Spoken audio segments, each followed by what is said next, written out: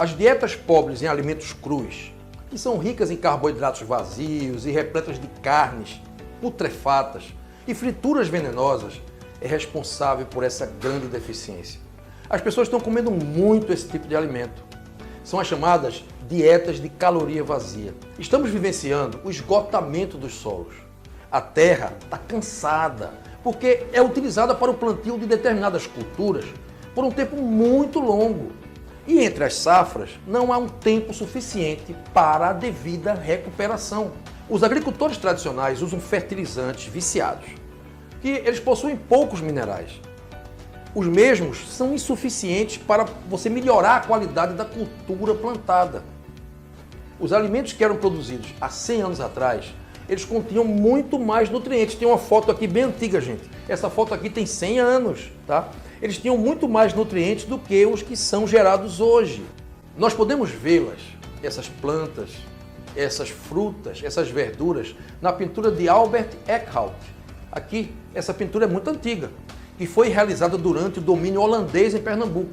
Nessa época, elas tinham muito mais nutrientes do que hoje. Essas frutas foram, de repente, colocadas para o pintor fazer ao vivo e elas realmente eram muito melhores do que hoje. Nos dias de hoje, existe uma falta muito grande de micronutrientes, que são as vitaminas e minerais e os fitonutrientes, que são essas moléculas que eu falei que fazem parte dos vegetais e são fundamentais para a saúde. Também existem deficiências que são próprias de uma determinada região. O solo brasileiro, por exemplo, é pobre em magnésio, porque nosso país não tem vulcão. Se o nosso país não tem terras vulcânicas, tem pouco magnésio. Isso é diferente de países como o Japão, por exemplo. Além disso, os adubos que são usados nas culturas brasileiras não contêm magnésio. Por conta disso, as hortaliças e frutas são pobres nesse nutriente. O resultado é a insuficiência nutricional deste elemento fundamental para a saúde. O efeito principal é o aparecimento de algumas doenças típicas da falta de magnésio, como morte súbita, arritmias cardíacas, hipertensão arterial, está aí uma pessoa tirando a pressão, hipertensão arterial, insônia e, finalmente, ansiedade. Antes de tudo, nós precisamos entender o que é nutriente. Vocês acham que essas imagens aqui, essa imagem aqui, tem nutriente para te alimentar? Pode ser muito saboroso, muito gostoso, maravilhoso. Mas isso aqui tem nutrientes para dar para as suas células as moléculas que elas precisam para funcionar? A resposta é não. Aqui temos só energia, muita caloria vazia, além de um recheio completo de toxinas. Toxinas que estão presentes aqui, porque foram feitos com fritura, que irão te matar aos poucos. Ah, você pode pensar, doutor Marcos, o senhor está exagerando. Não estou. Infelizmente, eu não estou. Não pense que eu fico feliz em dizer isso para você. Eu também, no passado, gostava muito disso aqui. Eu deixei de comer carne em 1992. E a batata frita eu ainda gosto, mas não como. É muito saboroso, mas não é bom para a saúde. Agora, e essa outra imagem aqui? Aqui. Vocês acham que esta imagem tem nutrientes? A resposta é sim. E como tem? Aqui, nas frutas, nas verduras, na maçã, na romã, você tem baixa caloria e muito nutriente, gente.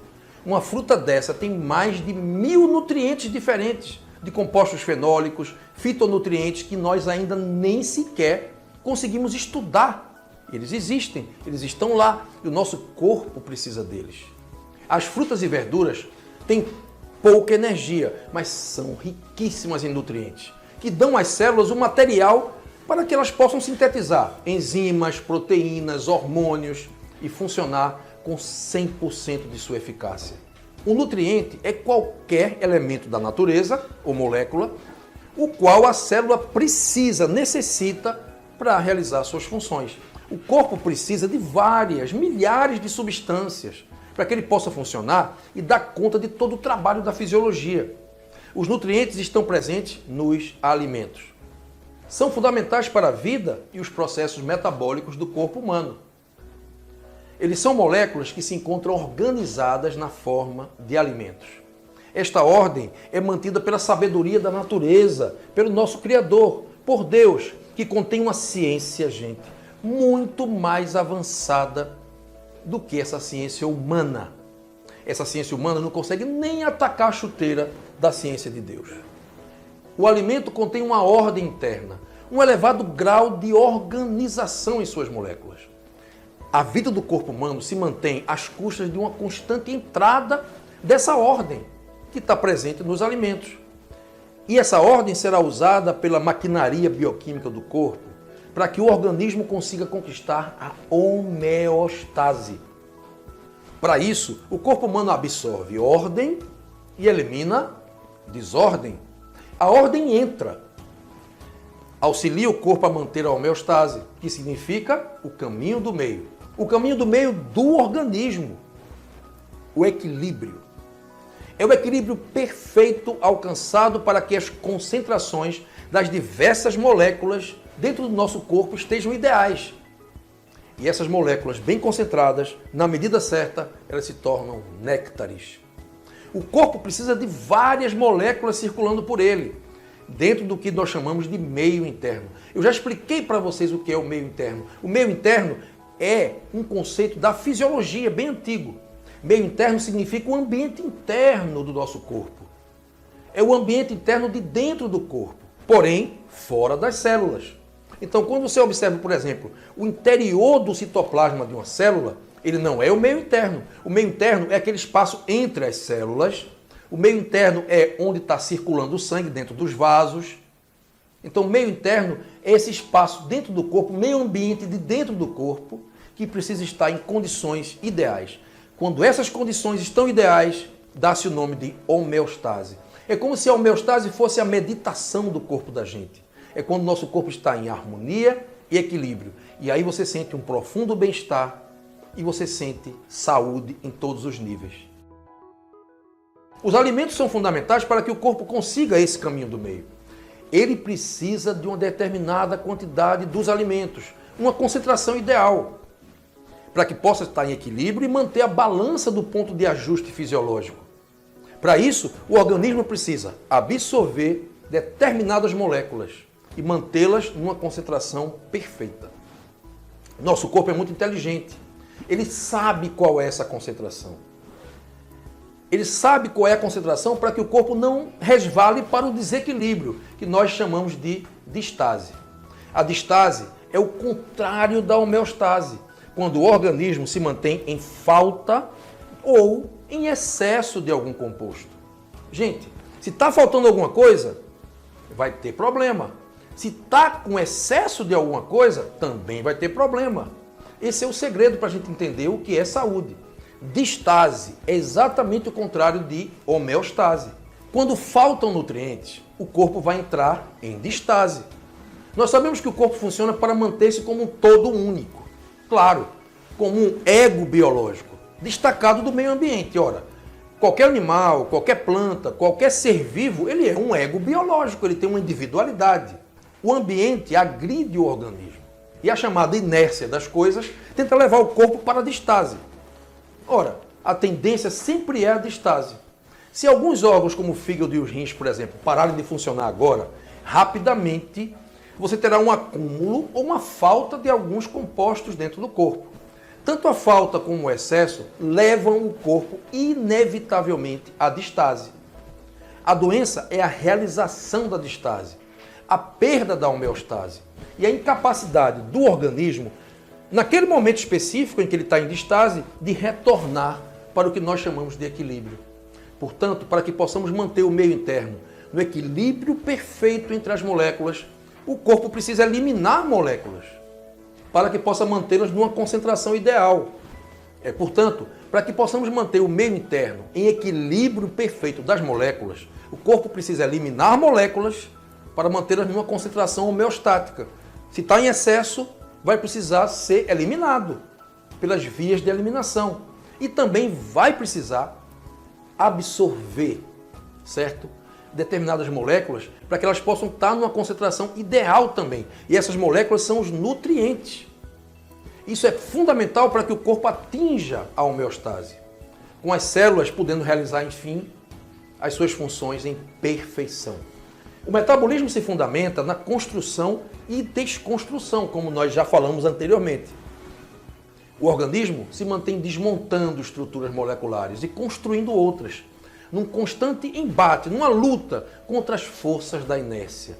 O que são essas forças da inércia, gente? É uma tendência para a morte, é uma tendência para a doença, é uma tendência para o desequilíbrio. O corpo precisa fazer um esforço grande para se manter em homeostase. E para isso, gente, ele precisa estar bem nutrido. Com falta de nutrientes, teremos problema. Com falta de minerais, com falta de vitaminas, o corpo vai sofrer para conseguir manter a homeostase. O metabolismo necessita de moléculas que vêm de fora. Então você precisa todo dia ingerir carboidratos, enzimas, vitaminas, proteínas, gorduras. Elas são ingeridas na alimentação para que o corpo consiga se renovar perfeitamente, utilizando-as como matéria-prima para sínteses diversas, para a síntese de outras moléculas que estão faltando. Se faltarem moléculas, se faltarem nutrientes, nós teremos graves problemas. Se alguns nutrientes essenciais faltarem, abrem-se as portas para várias doenças. Nós podemos dividir os nutrientes em dois grandes grupos. Os macronutrientes, que são as proteínas, carboidratos e gorduras, que nós já falamos aqui várias vezes para vocês, e os micronutrientes, gente. E são esses o assunto mais específico desse curso inteiro, que são as vitaminas, os minerais, a água e as fibras. Agora nós vamos falar sobre os macronutrientes, as proteínas, os carboidratos e as gorduras. Esses eu acho que você já conhece bem, o que eles são e quais as suas funções. Para que o organismo possa realizar o metabolismo com perfeição e ganhar o presente da homeostase, ele precisa estar bem nutrido de macronutrientes. Desses macronutrientes, que são as proteínas, carboidratos e gorduras, e também dos micronutrientes, que são as vitaminas, os minerais, a água, as fibras e os fitonutrientes. Quando nossa alimentação é composta primordialmente desses alimentos, esse aqui, por exemplo, nós estamos bem nutridos dos macronutrientes. Tem muita gordura, tem muito carboidrato, tem muita proteína, mas nós vamos estar profundamente desnutridos do ponto de vista dos micronutrientes. Agora, quando nós nos alimentamos desses alimentos aqui, que estão aqui no slide, frutas, verduras, nós estaremos nos nutrindo, nós estaremos incorporando ao organismo milhares, gente, são muitos, milhares de fitocompostos, que são moléculas dos vegetais, que são fundamentais para que o nosso organismo possa funcionar bem. Aqui, com esse slide aqui, azeite de oliva, esses vegetais, nós estamos nos alimentando de néctares, de moléculas divinas que ajudam a curar doenças e a prevenir doenças.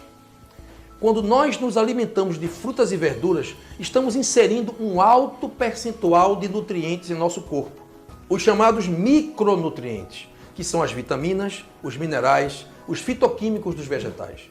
Com isso, as chances de uma pessoa adoecer são muito menores.